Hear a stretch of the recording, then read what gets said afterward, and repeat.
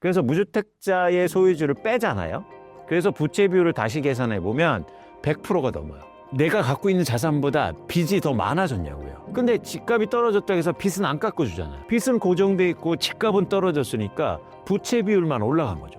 제가 볼 때 이거는 잘 몰랐기 때문에, 경험이 없었기 때문에, 쉽게 말해서 화가 나는 거예요.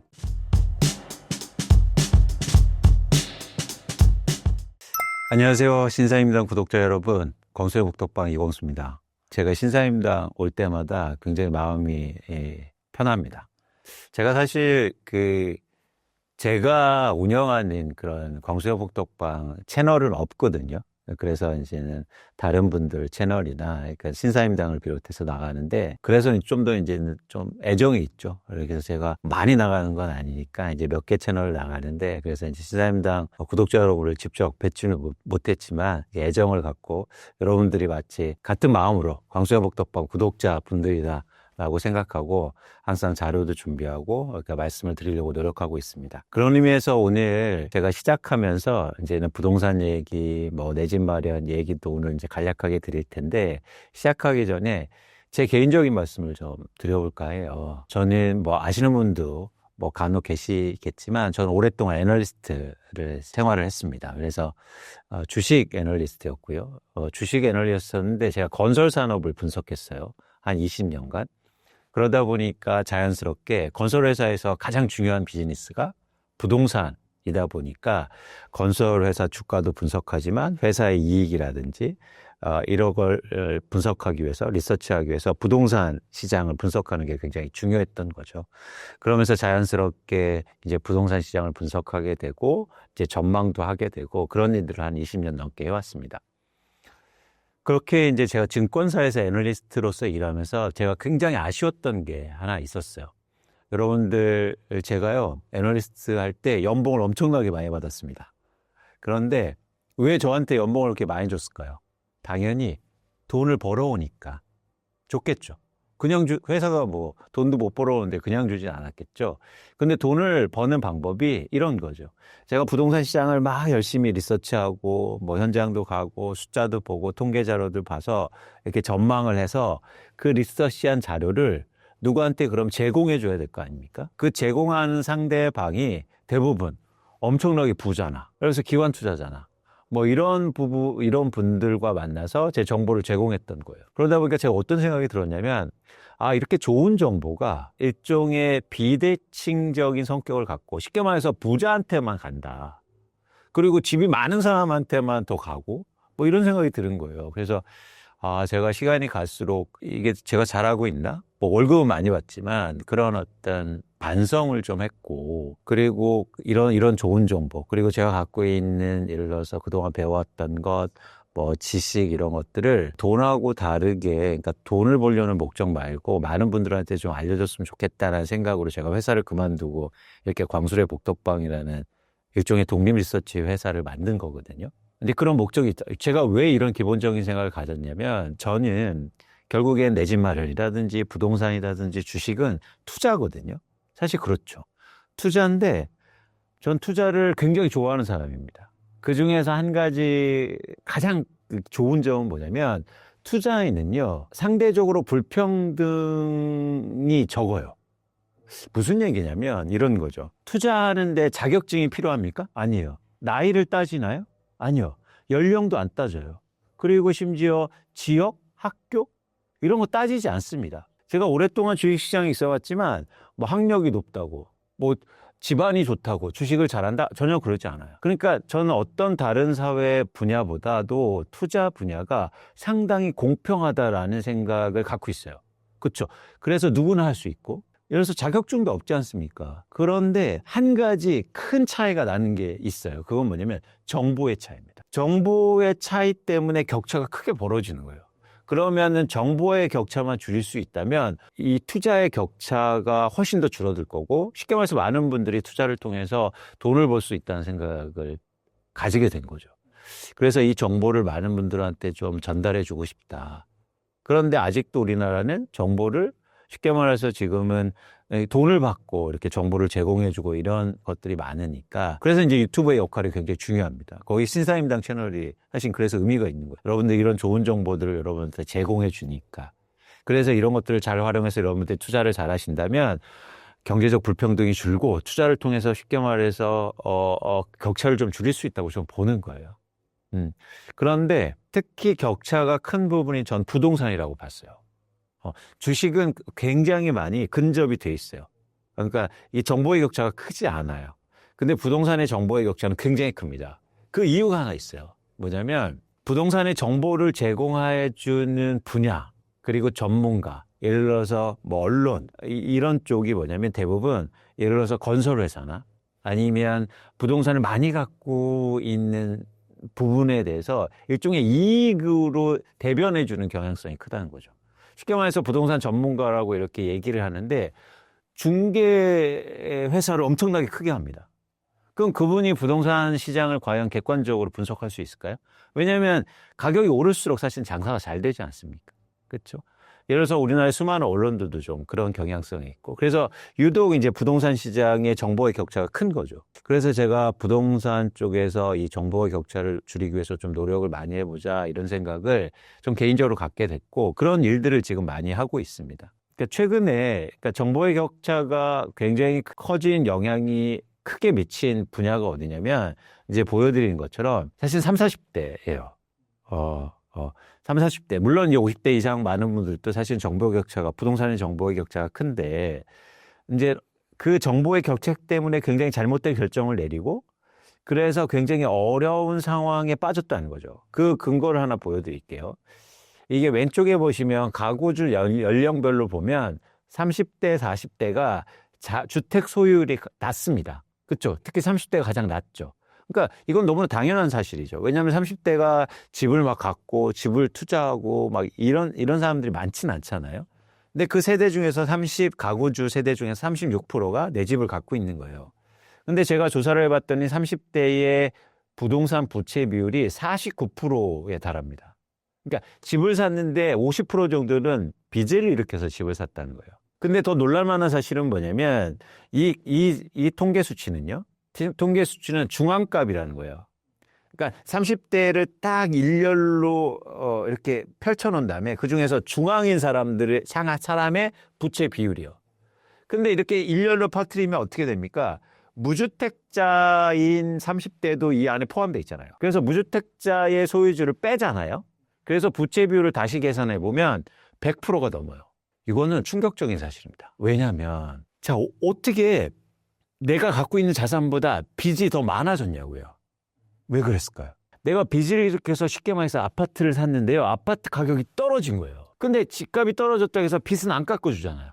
빚은 고정돼 있고 집값은 떨어졌으니까 부채 비율만 올라간 거죠.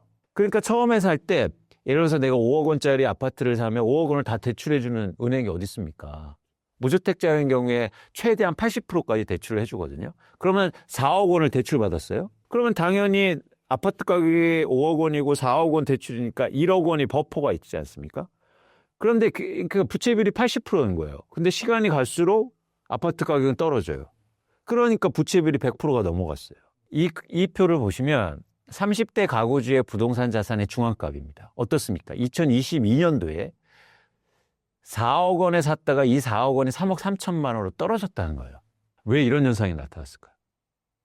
왜 2022년도로 돌아가 보면, 이게 3년 전인데, 돌아가 보면 왜 30대는 이렇게 빚을 내서 막 아파트를 샀을까요? 제가 볼 때 이거는 잘 몰랐기 때문에, 경험이 없었기 때문에, 정보가 비대칭적으로 이루어졌기 때문에. 그렇죠?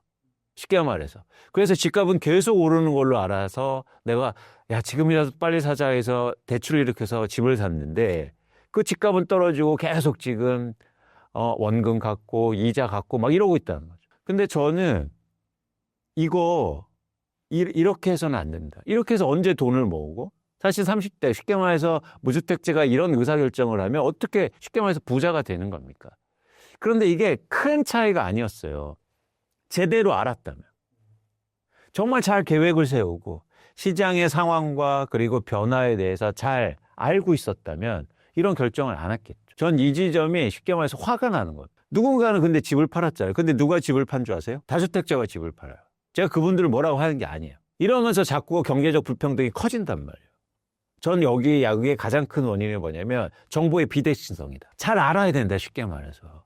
그래서 여러분들이 우리가 투자에 대해서 잘 알고 내 집 마련할 때 잘했으면 좋겠습니다. 그런데 제가 그래서 이제 유튜브도 나가고 뭐 책도 쓰고 얘기도 하는데 어려운 점이 있어요. 뭐냐면 여러분들이 이게 많이 보시잖아요. 신사임당 제가 많이 볼 때 뭐 많은 분들이 이제 보시더라고요. 뭐 10만 명도 보시고 이렇게 보시는데 사실 여러분들이 그게 체감으로 딱 느껴지십니까?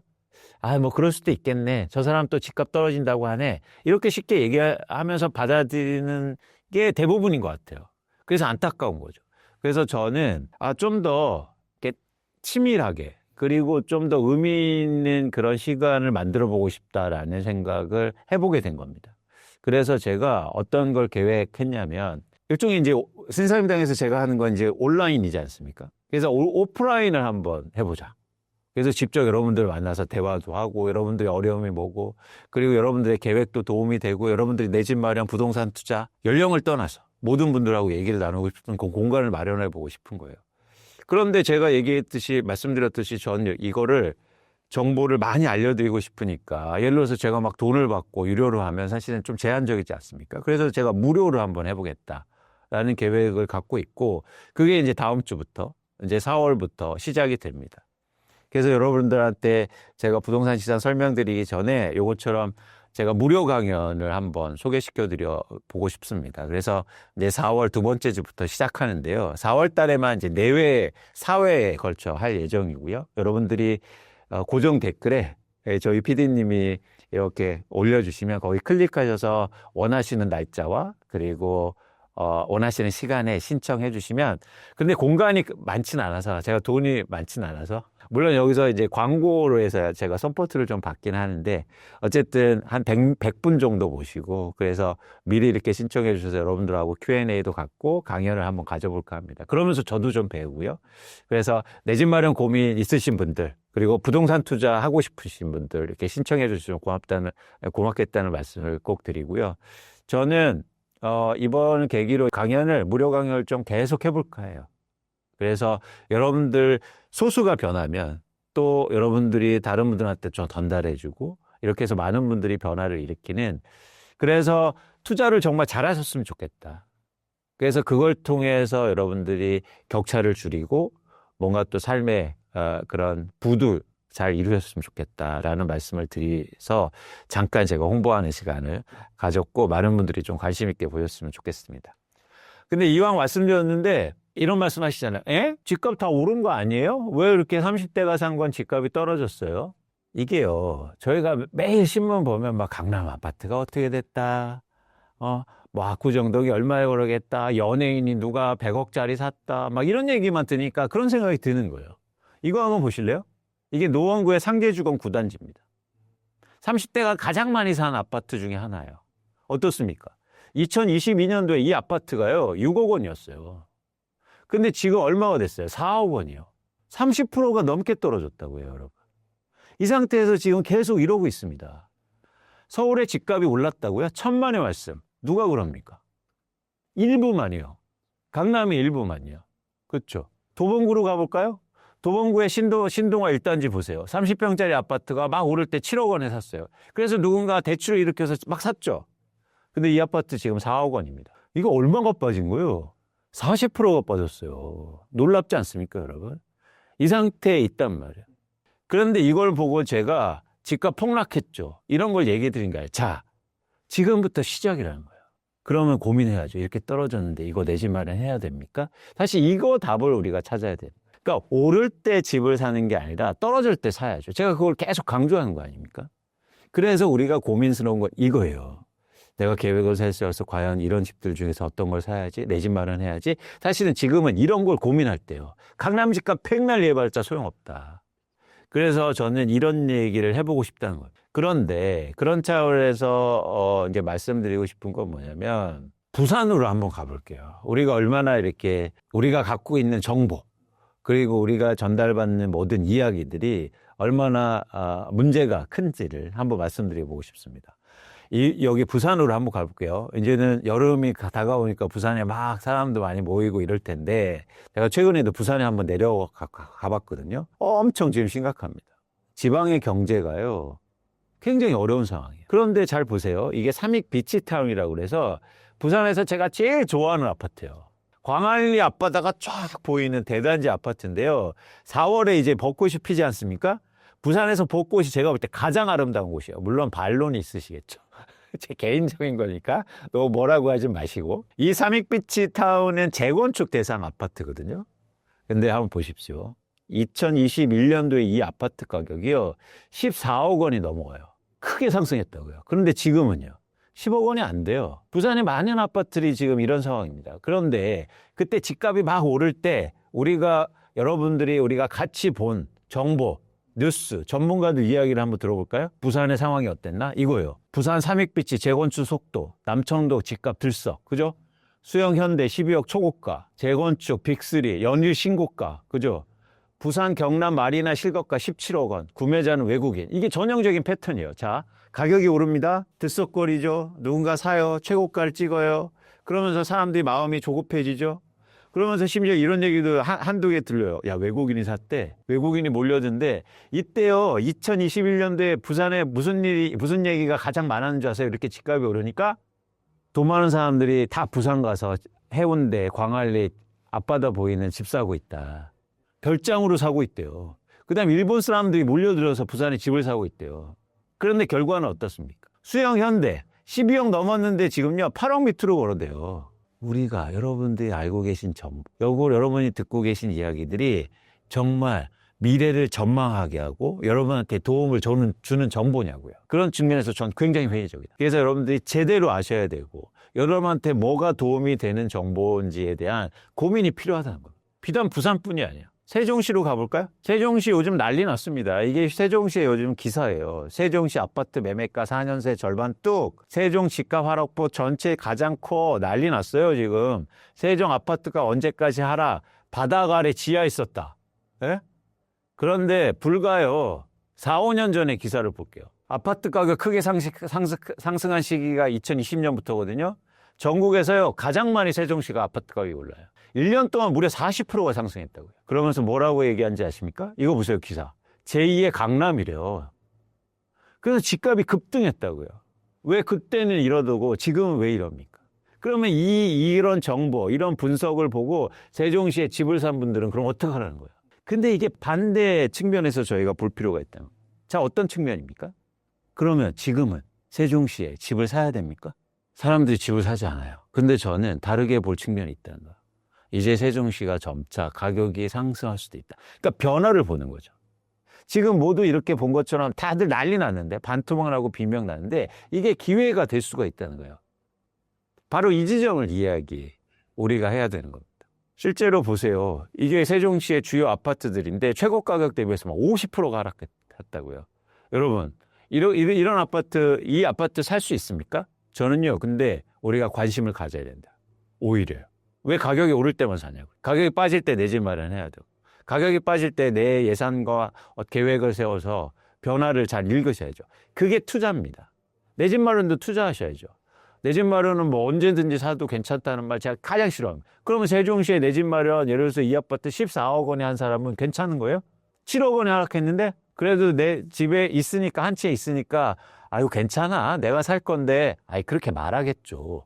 잠이 안 올 거예요. 누군가 샀단 말이에요. 왜 이런 의사결정을 했을까요? 저는 여러분의 잘못이 아니다. 저는 정보의 비대시성이 컸고 우리가 보고 있는 정보들이 잘못되어 있다는 거예요. 그래서 다른 생각을 해야 되고, 미래를 얘기하는 건 지금 현재의 상황이 아닙니다. 현재의 가격이 오른다고 계속 오른다고 누가 보장을 해요? 그렇죠? 그 현재 속에서 변화를 읽어야죠. 저는 그래서 여러분 신사임당 구독자 여러분들이 조금 열린 생각을 가지셨으면 좋겠어요. 그래서 여러분들하고 그런 얘기를 제가 해보고 싶은 겁니다. 부동산 시장을 포함해서 부동산이든 아파트든 주식이든 사이클이 있어요. 미국의 지금 나스닥이 오늘 기준에서 막 하락을 엄청나게 하고 있거든요. 테슬라도 빠지고 엔비디아도 엄청 빠졌어요. 왜 빠질까요? 그렇게 좋은 회사들이. 엔비디아 회사 얼마나 좋습니까? AI의 대표 회사죠. 그런데 투자로 거래되는 주식과 부동산은요, 자산은 항상 변화할 수 있다고요. 그 변화에 대해서 인정을 하셔야죠. 근데 그 변화의 패턴이 있어요. 그 패턴을 간단하게만 말하면 요 패턴으로 갑니다. 예외는 없어요. 잘 보세요. 수요가 증가합니다. 쉽게 말해서 살려는 사람들이 많아져요. 그럼 가격은 어떻게 됩니까? 오르죠. 그렇죠? 당연하죠. 그럼 가격이 오르면 다음에 어떤 현상이 일어날까요? 수요가 증가해서 가격이 오르면 그 자산을 갖고 있는 사람이 있을 거 아니에요. 이거는 재화하고는 달라요. 여러분, 이런 재화는 공급이요. 생산해내는 공급이죠. 그렇죠? 그렇죠? 근데 자산의 공급은요. 그 자산을 갖고 있는 사람들이 시장에 내놓는 매물이 공급이에요. 그렇죠? 이해하셨죠? 자, 그러면 자, 이게 자산이라고 생각하는 겁니다. 자, 금이라고 볼게요. 요즘 금값이 막 오르니까 금 살려는 사람들이 막 증가해서 금값이 올라요. 그러면 금을 갖고 있는 사람들은 어떻게 행동할까요? 금값이 막 올라. 살려는 사람이 많아. 그럼 금을 갖고 있는 사람들은요. 안 팔려고 하겠죠. 왜 팔아요? 더 올릴 것 같은데. 그래서 다음 현상은 공급이 감소하면서 가격이 또 오릅니다. 너무 당연하죠. 자, 그러면 이제 가격이 더 많이 오를 거 아니에요. 그러면 가격이 많이 오르면 자연스럽게 어떤 현상이 일어나냐면 수요가 줄어들기 시작해요. 왜 수요가 줄어들까요? 가격이 오르니까 그 가격을 살 수 있는 사람이 준다고요. 돈이 없잖아요. 쉽게 말해서. 아파트 가격이 엄청 오르면요. 수요가 줄 수밖에 없어요. 너무 자연스러운 현상. 세종시 아파트 가격이 오르니까 살 수 있는 사람이 준 거예요. 그러면 그 수요가 자연스럽게 줄면 어떤 현상이 일어난다? 가격이 하락합니다. 반대 현상이에요. 이래서 사이클을 만드는 거예요. 그럼 가격이 떨어지면 이번엔 수요가 줄어들어서 가격이 떨어지잖아요. 그럼 다음번에는 어떤 현상이 일어나냐면 자, 이 자산을 갖고 있는 사람들이 어떤 생각을 하게 될까요? 야, 사는 사람이 없어서 집값이 떨어지네? 아니면 금가격이 떨어지네? 그러면 갖고 있는 사람들이 야, 지금이라도 팔아야 될까? 그러면서 공급이 증가하기 시작해요. 파는 사람들이 많아진다고요. 마치 주식도 그런 현상이 나타나잖아요. 자, 가격이 떨어지면 팔려는 사람들이 더 많아지죠. 그러면서 가격의 하락폭을 키워요. 그러면 자산의 가격이 더 빠지겠죠. 더 빠지면 다시 어떤 현상이 일어납니까? 이제는 그 자산을 살 수 있는 유효 수요가 다시 가격이 떨어지니까 자연스럽게 증가해요. 가만히 있어도 가격이 여기 있다가 떨어지면 살 수 있는 사람들이 다시 증가하게 되는 거죠. 그럼 다시 수요가 자연스럽게 증가합니다. 그럼 가격이 다시 올라요. 가격이 오르면 또 자산을 갖고 있는 사람들이 가격이 오르네? 안 팔아요. 그러면서 가격이 오르. 이게 계속 순환되고 반복된 예외는 없습니다. 시간차만 있을 뿐 어떤 주식, 어떤 부동산, 어떤 지역. 여러분, 제가 단언하건대 계속 오른 주식이 있으면 저한테 알려주세요. 없어요. 물론 장기적으로 보면 그럴 수 있겠죠. 제가 얘기하는 건 단기적 변화라고요. 단기적 변화에서 저희는 기회를 찾을 수 있다. 여러분, 장기를 얘기하는 사람들은 다 사기꾼입니다. 진짜 단언해요. 아니, 장기에서는 뭐 다 맞히는 거 아니야? 이런 거죠. 자, 봄이 옵니다. 이거 누가 못 맞춰요. 그런데 봄에도 기온이 갑자기 저 이번 주말에요. 지난 주말에 막 눈이 오더라고요. 자, 이걸 맞춰야죠. 여기에서 기회가 생기는 거죠. 모두 다 아는 봄에는 기회가 없는 거예요. 그래서 투자를 할 때는 눈이 올 수 있을까? 봄에도 눈이 올 수 있을까? 이 생각이 중요한 거예요. 그거를 예측하기는 가능하다, 저는. 그러면 이렇게 사이클, 변화를 여러분들이 알고 인지하는 게 되게 중요하다는 겁니다. 그래서 예를 들어서 이런 거죠. 지금 상황이 여기에서 어디에 해당되는 거냐? 쉽게 말해서 이런 거죠. 아까처럼 서울시에서 노원구가 집값이 빠지고 있습니다. 자, 잘 보세요. 수요가 증가해서 가격이 상승했어요. 그 다음에 공급이 줄면서 노원구의 집값이 크게 올랐어요. 오르니까 수요가 줄죠. 살 수 있는 사람이 없어요. 그러니까 점차적으로 가격이 하락합니다. 그런데 더 하락했죠. 그 이유는 집을 갖고 있는 사람들이 팔고 있기 때문이에요. 그러면 여기 어딘가의 단계에 있는 거예요. 반면에 강남은요. 강남은 같이 가격이 올랐고 오르고 있는데 한번 빠졌었거든요. 2022년도에. 그때는 수요가 줄어서 빨았어요. 그래서 요 단계에 있었어요. 요 단계에 있는데 아직 집을 갖고 있는 사람들이 안 파는 거예요. 버텨. 왜? 강남은 왜 내가 지금 팔아? 그러니까 일시적으로 막 토호제 폐지돼서 일시적으로 수요가 들어오니까 집값 올랐다가 다시 또 토호제 막 재지정하니까 수요가 주니까 또 집값 빠지고 이런 상황을 반복하고 있다고요.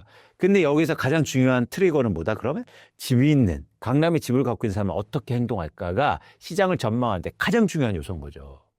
그래서 중요한 건 뭐냐면 시장을 전망해서 지금 그 시장, 그 아파트가 여기에서 어디에 해당되는가를 파악하는 게 중요합니다. 그래서 전반적으로 보면 연도별로 서울 아파트 시장의 변동 원인인데 쭉 보시면 2021년까지 집값이 크게 올랐기 때문에 2022년부터 한국의 서울의 아파트 시장은 수요가 줄어든 상태예요.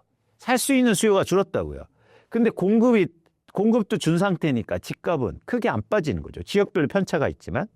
그래서 일시적으로 수요가 증가하면 집값이 다시 올랐다가 수요가 다시 줄면 거래량도 줄고 이런 상태입니다. 근데 계속 집을 갖고 있는 사람들은 팔지 않을까요?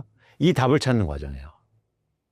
저는 근데 집을 계속 안 팔 수는 없다. 그 얘기는 굉장히 이제는 여러분 만나면 제가 다음번에 신사임당 나와서 또 해드리고 그런 입장에서 과거의 경험을 얘기할 필요가 있습니다. 그러니까 왜냐면 과거에도 똑같은 흐름이 있었어요. 잘 한번 보세요. 이게 표가 좀 어려우실 수 있는데 2009년 제가 이제 지난번에 나와서 2009년도 말씀드렸는데 2009년도로 한번 서울 아파트로 가볼게요. 잘 보세요. 집값이 2009년 전까지 엄청 올랐어요. 2000년대 초반부터 집값이 서울 아파트값이 엄청 올랐습니다. 가격이 오르면 어떻게 된다? 살 수 있는 수요가 줄죠. 그래서 2009년도부터 수요가 감소하기 시작했어요. 그런데 2008년도에 감소하다 2009년도에 일시적으로 수요가 증가합니다. 그랬더니 어디가 가장 많이 오릅니까? 강남구, 송파구, 강동구가 오르죠. 그러다 이게 지속 가능성이 없어요. 왜냐하면 이때는 대출 규제 완화해주고 해서 쉽게 말해서 집값이 빠지니까 규제를 완화해주니까 시장에 수요가 이제 들어온 거예요. 그러다 지속하기 없죠. 그러다 수요가 점차적으로 다시 줄어들어요. 왜냐하면 살 수 있는 수요가 원래 감소한 상태니까. 그러면서 어떻습니까? 집값 상승세가 둔화되기 시작하죠. 2010년부터. 그러다가 이게 계속되니까 집값이 드디어 수요가 줄어드니까 마이너스로 전환됩니다. 그런데 계속 수요가 없으니까 이제 집을 갖고 있는 사람들이 불안해지기 시작하죠. 그러면서 한 1년 후에 어떤 현상이 일어나냐면 공급이 증가하기 시작해요. 쉽게 말해서 내가 집을 팔려고 시장에 집을 내놓았는데 집을 보러 온 사람이 계속 없어. 그럼 어떻게 해야 됩니까? 호가를 낮춰야죠. 그게 평균적으로 1년 정도의 시간이 걸린 거예요. 과거를 보면. 그러면서 가격 하락세가 본격화되죠. 근데 훨씬 더 많이 하락한 게 정확히 그 시점에서 1년 반, 2년 정도 시간 걸린 다음에 집값 하락세가 본격적으로 시작됩니다. 이때 왜요? 수요는 준 상태에서 집을 갖고 있는 사람들이 막 팔기 시작하니까. 여러분, 2012년과 2013년도에 서울의 아파트 가격, 불과 이제 10년이 조금 더 지난 했는데 그때 서울의 아파트 가격이 크게 하락하는데 2012년도 13년들이 뭐 한국의 IMF였습니까? 아니요, 한국 경제 회복하고 되게 좋아지고 있었어요. 근데 왜 강남의 집값이요 매월 2%씩 빠져요? 강남 아파트가요. 아니 그때는 뭐 사람들이 강남 안 좋아하는지 아세요? 그때도 강남의 8학군에서 서울대 가장 많이 갔다고요. 그런데 왜 강남 집값이 빠졌을까요? 이유는 집을 갖고 있는 사람들이 팔았기 때문이에요. 그러니까 공급이 증가하고 아까 다시 한번 돌아가 볼게요. 예외가 없다. 이 패턴이요. 이 흐름을 예외가 없다는 거예요. 보지 않습니까? 자, 가격이 올라서 수요가 줄어들어요. 그래서 가격이 소폭이 하락하고 정체되어 있는 상황들이 좀 지속되면 집을 갖고 있는 사람들이 팔면서 공급이 증가하고 그럼 가격 하락폭을 키운단 말이에요. 이런 시점이 오고 있는 겁니다. 이미 온 지역도 있고. 자, 여기서 우리는 어떻게 할 것인가? 어떻게 내 집 마련하고 부동산 투자하고 할 것인가를 가장 치열하게 고민해야 될 시점이에요. 2025년 지금이요, 여러분. 그래서 지금이 굉장히 중요한 겁니다. 10년에 한 번 오는 기회라고요. 자, 이걸 놓치면요, 여러분 내 집 마련이 이제 앞으로 10년 동안 또 어려울 수 있다고요. 내 집 마련 막 원하시는 분들, 그리고 내가 내 집 마련은 좀 어렵지만 그래도 부동산에 관심이 있으시고 부동산 투자에 관심이 있으신 분들이 꼭 부동산에 관심을 많이 가지셨으면 좋겠다라는 말씀을 드립니다. 그리고 또 하나 뭐냐면 부동산은요, 사용 가치가 있단 말이에요. 그래서 주식처럼 폭락은 있을 수 없어요. 왜요? 사용 가치 수준까지 떨어지잖아요. 그럼 누군가 산단 말이야. 반드시. 주식은 사용 가치가 없죠. 집에서 삼성전자 주식 쓰시는 분 계세요? 아니, 없을 거 아니에요. 이재용 회장도 못 쓸걸요? 삼성전자 주식 어떻게 씁니까?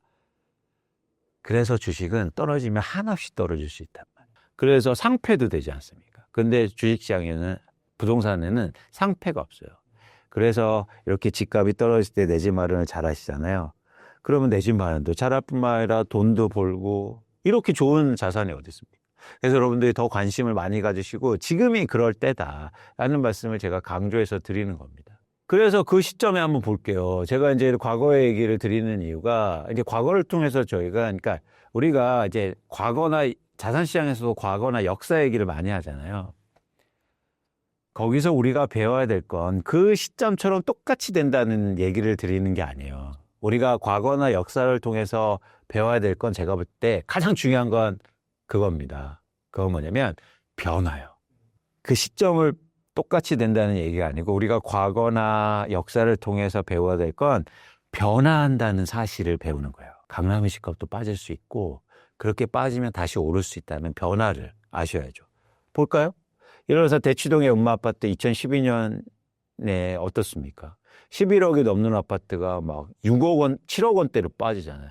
그렇다는 거죠. 최근에도 똑같았어요. 2022년도에 26억 원이 넘는 아파트가 18억 원으로 막 크게 하락하거든요. 자, 이런 변화가 있을 수 있다. 근데 이런 변화를 여러분들이 맞이할 준비가 돼 있으시냐고. 그냥 막연히, 아유, 내 집 마련은 다 글렀네. 내가 돈이 어디 있어. 아니요. 하실 수 있단 말이에요. 아까 예를 들어서 한번 볼까요? 제가 뭐 굳이 말씀드리면 예를 드리는 거예요. 그냥 예로 보세요. 예를 들어서 제가 투자로, 나 무주택자인데 나 투자로 세종시 한번 아파트 사볼까? 세종시가 10억짜리 아파트가 예를 들어서 지금 8억짜리 아파트가 지금 4억 원대로 빠졌거든요. 근데 이 아파트요, 예를 들어서 갭 투자를 한다고 보면 전세가 이 아파트가 2억 원이 넘거든요. 그럼 2억 원 있으면 아파트를 할 수 있는 거예요. 여러분들의 그 범위를 그러니까 범위를 너무 한정시키지 마시라. 여러분도 하실 수 있고, 그런 입장에서는 이제는 특히 지금부터 부동산 시장에 좀 더 관심을 많이 가지셨으면 좋겠다는 말씀을 드리는 겁니다. 부동산 투자, 내 집 마련. 사실은 이것도 전 투자라고 보는데, 투자에서는 세 가지가 가장 중요하죠. 뭡니까? 뭘 사지? 그렇죠? 보신 것처럼. 그리고 언제 사지? 그리고 어떻게 사지? 이 방법이 있어요. 근데 부동산은요, 잘 보시면 뭘 사지? 사실 중요합니다. 그런데 대부분 알아요. 아니, 좋은 거 모르세요? 역세권인 거 굳이 알려줘야 돼요? 세브란스 병원에서 가까운 아파트 꼭 전문가한테 배워야 되냐고요. 지도만 보면 아는데. 왜 그런데 지역 얘기를 하고 있냐고요. 다 좋은 거 알아요. 그런데 차이는 어디에서 납니까? 언제요? 그 아파트를 언제 사는 거에 대해서 차이가 난다고요. 광안리에 삼익비치 아파트 좋은 거 안다고요. 그런데 3년 전에 샀으면요. 그리고 지금 산다면요. 완전 얘기가 다른 거죠. 그래서 부동산은 언제 얘기가 훨씬 더 중요한 겁니다. 근데 우리는 매일 어디 얘기만 하죠. 어디 얘기만 해요. 임장 가자. 어디 가자. 여러분 그거 중요해요. 가보세요. 보시는 거 중요하죠. 그런데 더욱더 신경 써야 될 거는 지금이 맞는 때인가? 시장은 어떻게 변화할까? 과거에도 이런 일이 없었을까? 이런 것들에 대한 관심을 훨씬 더 많이 가지실 필요가 있다는 말씀을 드리는 거예요. 반면 또 방법도 되게 중요하죠. 내 집 마련을 꼭 내가 거주할 집을 사셔야 된다? 전 그렇게 생각 안 합니다. 예를 들어서 내가 지금 돈이 좀 자금이 부족하니까 조금 내가 거주는 힘들지만 일단 투자로 좀 사놨다가 거기다가 예를 들어서 변화를 일으켜서 다들 그렇게 해요. 그렇게 안 하면 시장이 안정되고 좋겠죠. 근데 왜 우리는 해서는 안 됩니까? 그래서 방법도 대출도 되게 방법도 다양할 수 있죠. 그런데 상대적으로 주식에 비해서는 방법이 제한적이긴 해요. 그러니까 뭐, 내 집 마련하는 거, 그다음에 청약하는 거, 그죠? 분양하는 거, 그다음에 뭐, 일종의 투자로 하는 거, 이게 세 종류. 대출도 뭐, 대출의 비율의 차이가 있을 뿐이지. 그래서, 저는 내 집 마련할 때 이 두 가지를 더 많이 고민하시라. 언제 사야 되는 거 많이 고민하시고, 그다음에 어떻게 살 거 고민하시고, 그다음에 이제 뭘 또 고민하시고, 이 세 가지를 잘 어우르시면 2025년도 이후에 여러분들은 분명히 부동산 투자, 그리고 내 집 마련 굉장히 잘 하실 수 있다는 생각을 제가 가져봅니다. 그러니까 최근에 가장 큰 이슈가 뭐냐면, 이제 토호제가 해제됐어요. 제가 재밌는 사실을 한번 알려드릴게요. 이거 한번 보세요. 2월 12일 날 이제 서울시에서 강남 3구에 토지거래 허가 구역을 해제합니다. 그러면 제일 먼저 일어나는 반응이 뭘까요? 집을 갖고 있는 사람들이 집값이 오를 거라고 생각하니까 매도 호가를, 나 이렇게 비싸게 팔고 싶어 해서 호가를 막 올리죠. 호가를 올리는데 재밌어요. 2월 12일과 13일 기사입니다. 아니, 해제되자마자 바로 기사가 나요. 그냥 시장에 어떤 뭐 검토나 이런 거 없이 바로 집값 오른다는 거예요. 들써 벌써 호가 1, 2억. 이거 거래도 안 됐는데 허가 신고, 집주인 호가 높이고, 중개소장 전화통 불났다. 이거 불났다라는 게 객관적 지표입니까? 아니, 불났는 게 뭐예요? 한 통 없다가 2통 왔을 수도 있어요. 아니, 이틀에 있는데 무슨 변화가 있었냐고요. 근데 우리는 이런 정보를 막 봅니다. 그런데 흥미로운 사실을 볼게요. 이러면 당연히 집값 오를 거라고 많은 사람들이 생각해야 되잖아요. 그런데요, 2025년 2월부터 2025년 2월 한 달간 송파구의 아파트 매도 물량이요, 거의 500건 정도가 증가합니다. 아니, 이해가 되세요, 여러분? 자요, 송파구가 핵심 지역이었거든요. 토호제 해제된 데. 근데 집값은 오른다고 했는데 왜 집을 갖고 있는 사람들은 집을 팔려고 더 많이 내놨을까요? 집값이 오른다고 그러면 집을 걷어들여야죠. 팔지 말아야죠. 어떻게 보이세요? 이거는 굉장히 큰 격차를 얘기하는 거예요. 이거 됩니까? 여러분, 왜 그랬을까요? 어쩜 이런 생각 가졌지 않았을까요? 집을 갖고 있는 사람들은, 야, 이번이 기회다. 빨리 팔아야겠다. 집값이 오르긴 개뿔 올라. 빨리 팔아야지. 실제로 누군가 팔았고, 그래서 이 매도 잔량이 줄은 거예요. 누군가 샀거든. 그래서 최고가로 막 사요. 근데 여러분, 한 달 있어 다시 재지정됐어요. 자, 산 사람은 뭡니까? 판 사람은요? 산 사람은 지금, 아이고, 나 그래도 막차 타서 다행이다라고 생각할까요? 아니면 판 사람은, 야, 나 진짜 팔지 말 걸 그랬어 라고 후회할까요? 여러분, 우리는 이렇게 지금 행동하고 있다고요. 이거는 제가 볼 때 어려운 게 아닙니다. 잘 모르기 때문이에요. 잘 모르기 때문에 불안하고 심리적으로 두려운 거죠, 뭔가. 그래서 그걸 해소하려고 해서 무리한 행동들을 하게 돼요. 시장을 분석할 줄 알고, 그리고 여러분들이 다각도로 이야기하고 전망에 대해서 초점을 맞추신다면 여러분 불안해지지 않습니다. 여러분들이 계획이 있는데, 토호제 해적에서 뭐 집값 오른데, 아니야, 나 계획이 있어. 불안하지 않아요. 계획이 없기 때문에 그런 거예요. 저는 여러분들이 계획을 가졌으면 좋겠어요. 그래서 여러분들하고 뵙고 그런 계획에 대한 말씀을 드리고자 합니다. 오늘은 이제 이 정도로 말씀드리고요. 제가 더 자세한 내용은 제가 또 빨리 신사임당 나와서 더 자세한 내용 말씀드리고, 여러분, 제가 서두에서도 말씀드렸는데 신청을 많이 해주시고, 제가 신사임당 독점 공개입니다. 다른 데서 홍보 안 해요. 그래서 여러분들이, 제가 테스트를 한번 해보겠습니다. 신사임당 구독자분들이 얼마나 이렇게 관심이 많으신지. 그래서 많이 관심 가지시고, 저도 열심히 하고, 여러분들이 많이 와주셔서 같이 소통하고 이런 시간을 갖도록 하겠습니다. 오늘 전체적인 흐름, 변화에 대한 얘기를 드렸고요. 그래서 이 전망에 대한 얘기는 조만간 또 빨리 나와서 말씀드리도록 하겠습니다.